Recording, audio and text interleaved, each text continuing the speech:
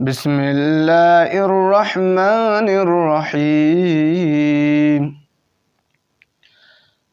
ألف لام ميم. ذلك الكتاب لا ريب فيه هدى للمتقين الذين يؤمنون بالغيب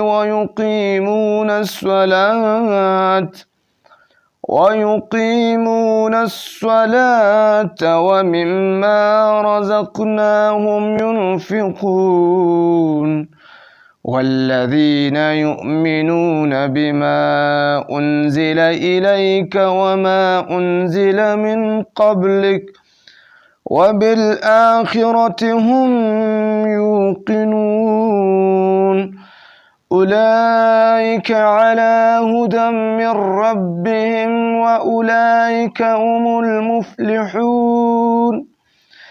إن الذين كفروا سواء عليهم أنذرتهم أم